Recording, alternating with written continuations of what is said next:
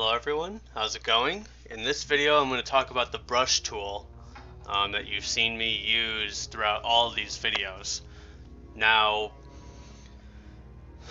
basically you have hard brushing, which means that everything in this area is going to be included in a no passability area.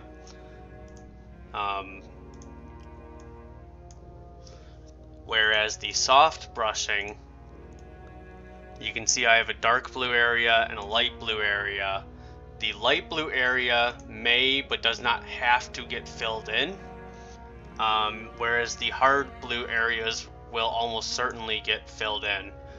So typically what you're going to use the soft brush for is if you need to kind of snake some impassable terrain and you don't really care how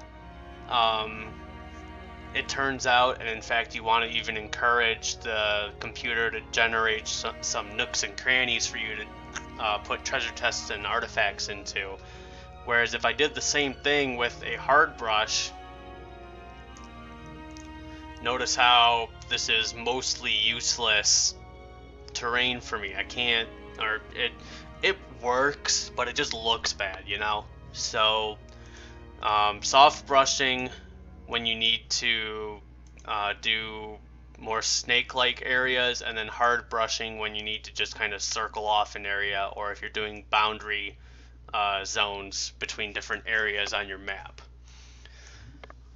So that's the first thing to mention. The second thing to mention is that the brush tool does not include everything within this area. So you'll notice that with the snow terrain, I've got some craters, some trees, some mountains, some lakes, some tree stumps, and then if I wanted to make some rivers, I have riverbeds here, some deltas. However, if I just start brushing my snow area,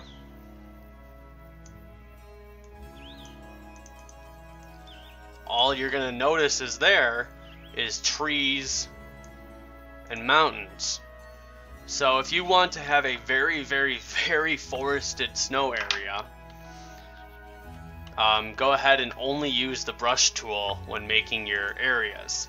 If you wanted to have a little bit more versatility, such a tiny lake, you have to manually start placing in stumps, and you have to start manually placing in your lakes and craters and other stuff like that. Also notice how I didn't get a lot of dead vegetation by itself. So I'm definitely going to want to include some of those in.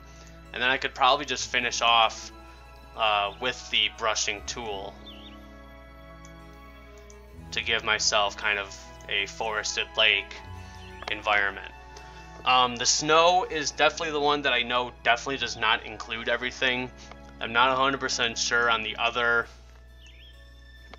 terrain objects, but I don't remember seeing.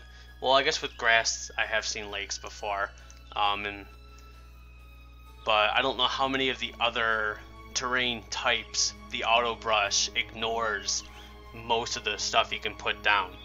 So Heroes 3 is probably the easiest game to make maps for in the series.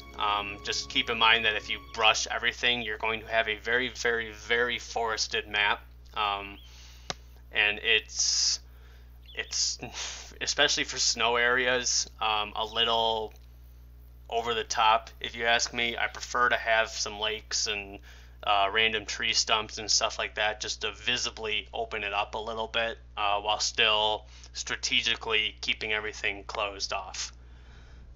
So this was a shorter video, but the brush tool is pretty straightforward. If you enjoyed this video, please go ahead and like, comment, or subscribe, and I will see you in the next video.